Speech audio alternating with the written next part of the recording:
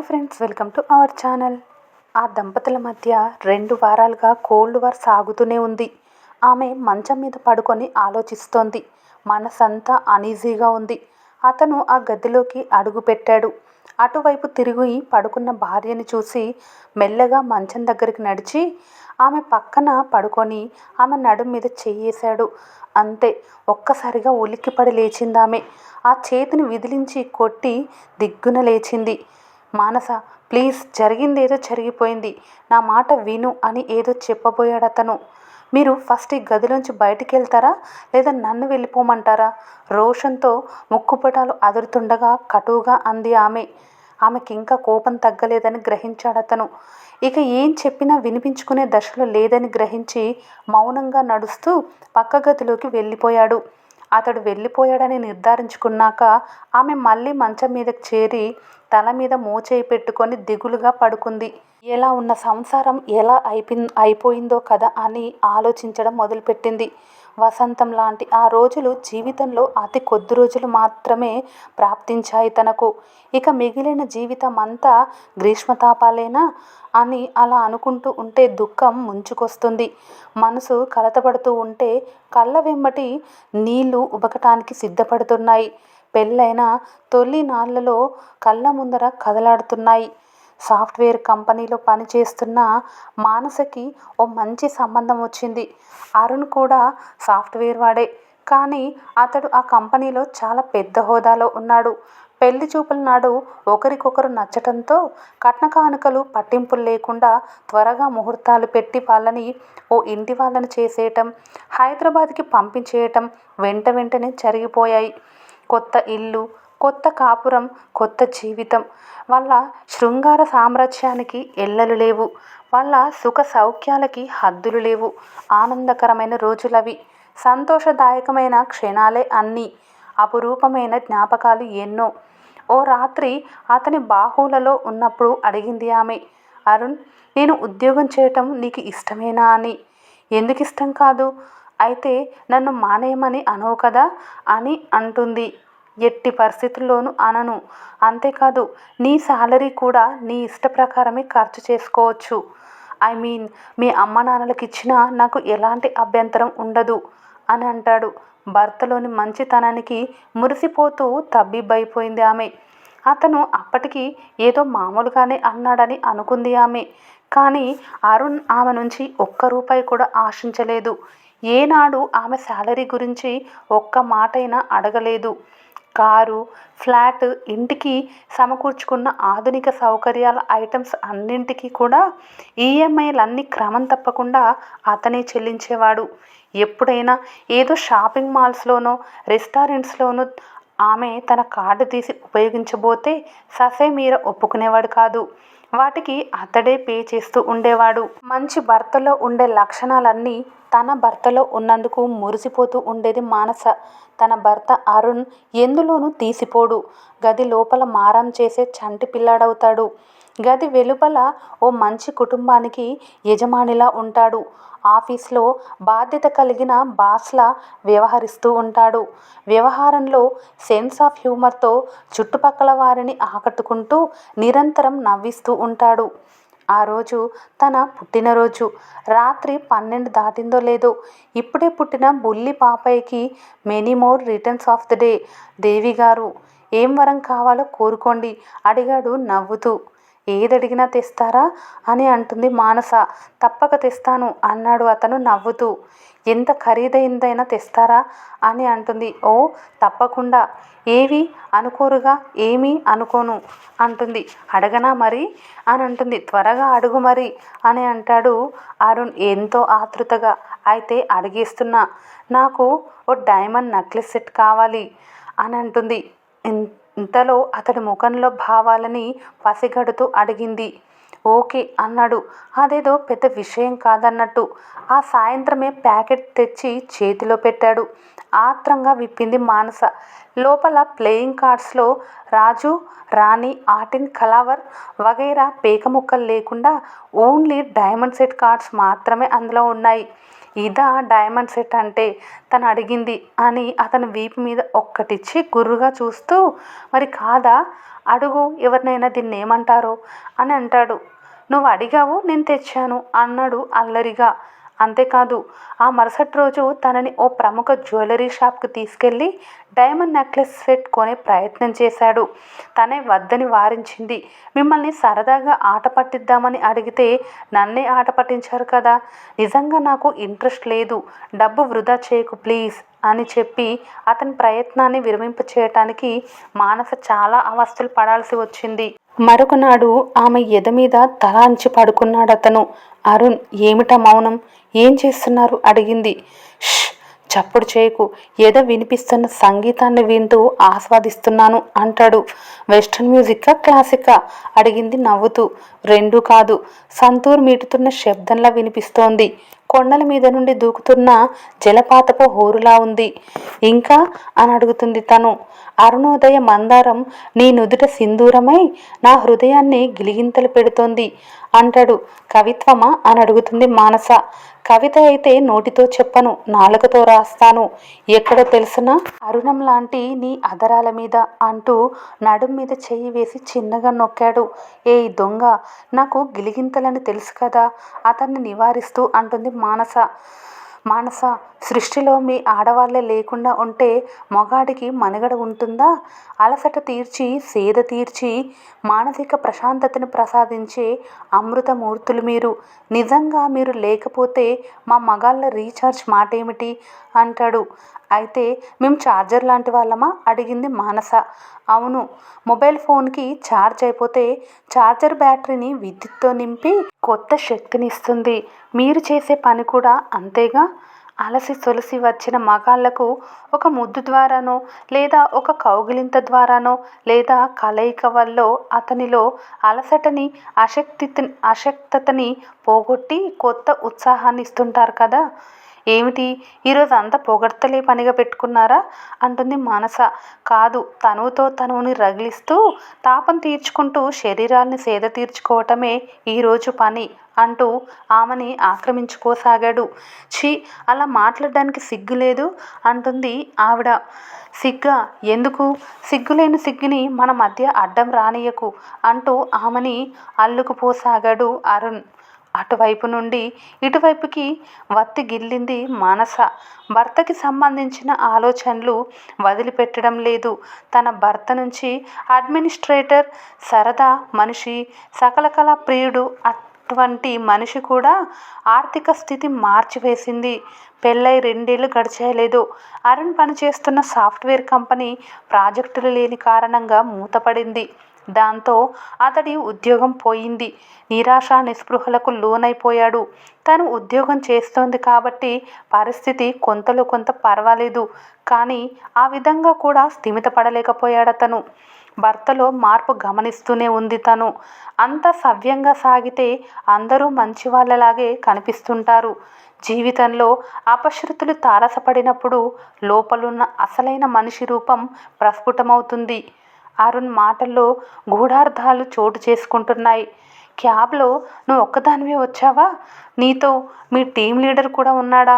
నీలో టాలెంట్ని చూసి కాదు ఉద్యోగం వచ్చింది, నీలో అందాన్ని చూసి.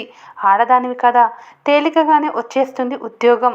నైట్ డ్యూటీలు కదా, బాగా నలిగిపోయి ఉంటావు. ఇలాంటి ఈటలు లాంటి మాటలు అన్నీ మౌనంగా భరిస్తూనే వచ్చింది తను. నైట్ షిఫ్ట్లను మానుకుంది. పోన్లే, ఉద్యోగం పోయి ఏదో డిప్రెషన్లో ఉన్నాడు కదా అని అతని మాటల్ని పట్టించుకునేది కాదు. అతను కూడా సేమ్ ఫీల్డ్లో ఉండి అలా అనుమానాస్పదంగా మాట్లాడటమే తనని ఎక్కువగా బాధిస్తూ ఉండేది.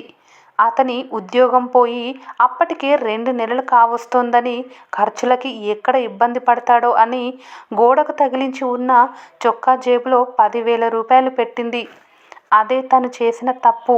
అంతే, అతడి అహం దెబ్బతింది. ఆ రాత్రి చాలా పెద్ద రాద్ధాంతమే చేశాడు. నేనెలా కనిపిస్తున్నాను నీకు? అంత చేతకాని వాళ్ళ కనిపిస్తున్నానా? నాకు డబ్బులిచ్చేంత పెద్దదానివి అయిపోయావా అంటూ చిందులు తొక్కాడు. ఏవేవో అనరాని మాటలన్నీ అంటూనే ఉన్నాడు. అవన్నీ నిశ్శబ్దంగా భరిస్తూ వచ్చింది తను. అసలు ఎవడి అండ చూసుకొనే ఇలా ప్రవర్తిస్తున్నావు అన్నాడు. ఆ మాట శరాఘాతంలా తగిలింది తనకు. ఇక కోపాన్ని ఆపుకోవటం తన వల్ల కాలేదు. అరుణ్, ఇంకో మాట అన్నావంటే నాలుక చీరేస్తాను. దేన్నైనా వెనక్కి తీసుకోగలం కానీ పెదవి దాటిన మాటని వెనక్కి తీసుకోలేం. విచక్షణతో మాట్లాడటం నేర్చుకో. నీలో అనుమాన పిశాచి బలపడింది. నేను ఏం చెప్పినా ఏం చేసినా అన్నీ నీకు అనుమానంగానే కనిపిస్తున్నాయి. నువ్వు ఇంకో మాట అన్నావంటే ఈ రోజు నుండి నీ దారి నీదే, నా దారి నాదే అంది తీవ్ర స్వరంతో. తాను అలా రియాక్ట్ అవుతుందని అసలు ఊహించి ఉండడతను. తన ఉగ్ర రూపాన్ని చూసి కాస్త తగ్గి అక్కడి నుంచి వడివడిగా బయటికి వెళ్ళిపోతాడు. ఈ సంఘటన జరిగి 2-3 వారాలు గడిచిపోయినాయి. ఒకే కప్పు కింద ఉంటున్నా ఒకరికొకరు మాటామంతి లేకుండా ఎడముఖం పెడముఖంగా ఉంటూ వస్తున్నారు. వాళ్ళ మధ్య కోల్డ్ వార్ అలా కొనసాగుతూనే ఉంది. అరుణ్కి మనసంతా అల్లకల్లోలంగా ఉంది. అటు చూస్తే ఉద్యోగ సమస్య, ఇటు చూస్తే నెల తిరిగేసరికల్లా ఈఎంఐ, బ్యాంకు వాయిదాలు, మరోవైపు భార్యతో కలహం. ఇవన్నీ మానసిక ప్రశాంతతను దూరం చేస్తున్నాయి. మానస తనతో మాట్లాడకపోవటమే కాదు, తన ఉనికినే ఇష్టపడటం లేదు. ఆ విషయమే తను జీర్ణం చేసుకోలేకపోతున్నాడు. అయిందేదో అయింది.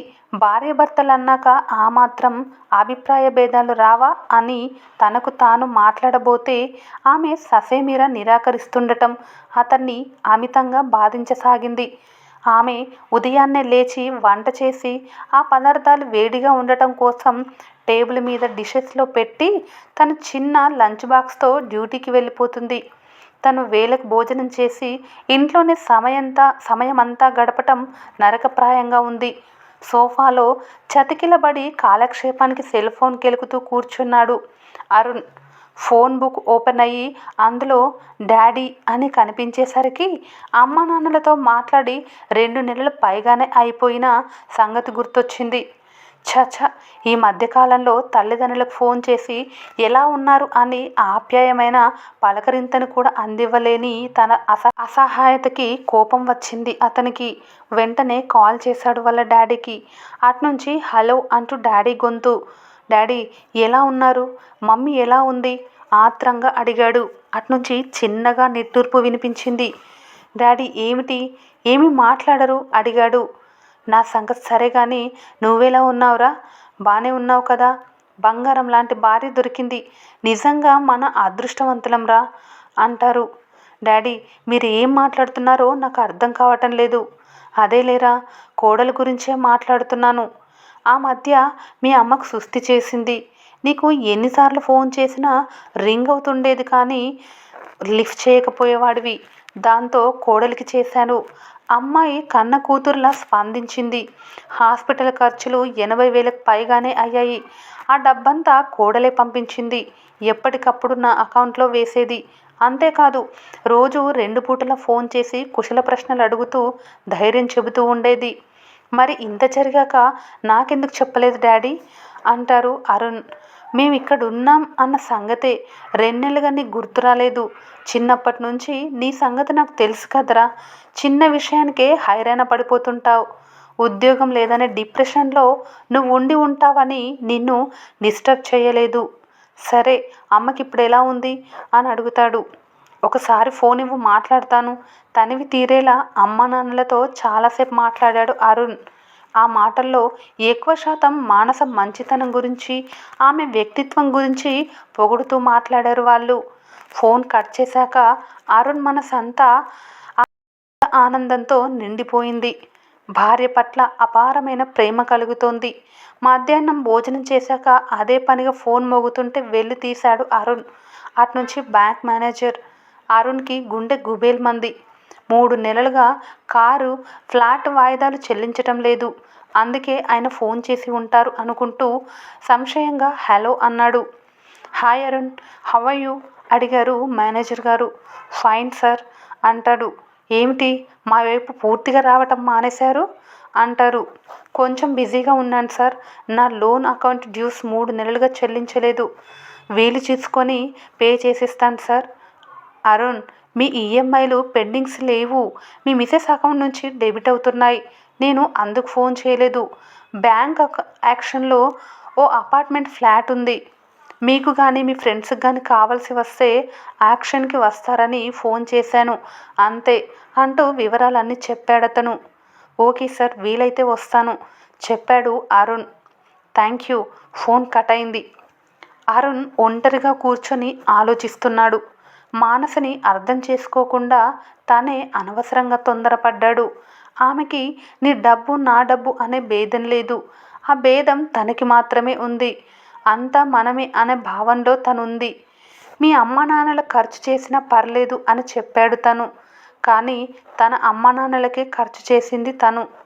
బుద్ధి గడ్డి తిని అనవసరంగా ఆమెను అనుమానిస్తూ మనసు కష్టపెట్టాడు. ఆమె హృదయం ఎంత గాయపడిందో కదా. అందుకే ఆమె తన ఉనికిని సైతం అసహించుకుంటోంది. ఆ సాయంత్రం మానస ఆలస్యంగా ఇల్లు చేరింది. ఎదురెళ్ళి నవ్వుతూ పలకరించాడు. ఆమె నవ్వలేదు. విసురుగా తన గదిలోకి వెళ్ళిపోయింది. అరుణ్ వంటగదిలోకి వెళ్ళి ఆమె కోసం కాఫీ కలిపాడు. ఫ్రెష్ అయి బయటకు వచ్చిన మానసకి కాఫీ కప్ అందించాడు. తీసుకోవటానికి నిరాకరించిందామె. చిన్నబుచ్చుకున్నాడు అరుణ్. ఆమె ఏమనుకుందో ఏమో అతని చేతిలో కాఫీ కప్పును అందుకుంది. తాగటం అయిపోయాక తన గదిలోకి వెళ్ళిపోయి రిలాక్స్గా పడుకొని కళ్ళు మూసుకుంది. అరుణ్ ఆమె గదిలోకి వచ్చాడు. తన పాదాల్ని ఎవరో పట్టుకున్నట్లు అనిపించి ఉలిక్కిపడి కళ్ళు తెరిచింది మానస.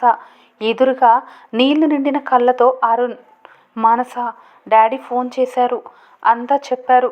బ్యాంకుకి నువ్వే డబ్బు కడుతున్నావని తెలుసుకున్నాను.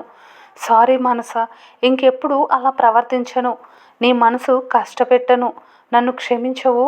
నువ్వు నాతో మాట్లాడకపోతే పిచ్చెక్కుతుందేమో అని అనిపిస్తోంది. ఇంకెప్పుడు ఇలాంటి పొరపాట్లు చెయ్యబోను అంటూ ఆమె పాదాల్ని పట్టుకొని వేడుకుంటున్నాడతను. అతని చర్యకి చెలించిపోయింది మానస. వెంటనే లేచి తన పాదాల్ని వెనక్కి తీసుకొని నిండుగా చీర కుచ్చుళ్లతో కప్పుకుంది. అరుణ్, ఏమిటి మీరు చేస్తున్న పని? ఇంకెప్పుడు ఇలా చేయకండి. మీ ప్లేస్ అక్కడ కాదు, ఇక్కడ అంటూ అతన్ని తన ఎద మీదకి చేర్చుకొని ఆర్తిగా కౌగిలించుకుంది. ఆమెని ఆత్రంగా అల్లుకుపోతూ స్తబ్దుగా ఉండిపోయాడు అరుణ్. కౌగిలిని మరింత బిగిస్తూ అతని పెదవుల మీద గాఢంగా చుమ్మించింది మానస. కలహం తర్వాత కలయిక. ఇక చెప్పేదేముంది? ఎంత కమనీయమో కదా. జీవితంలో ఒడిదుడుకులు సహజం. తప్పుని మనస్ఫూర్తిగా ఒకరి దగ్గర ఒకరు ఒప్పుకునే భార్యాభర్తలుంటే ఎంత పెద్ద తగాదా అయినా గిల్లి కజ్జాలుగా మారిపోతుంది.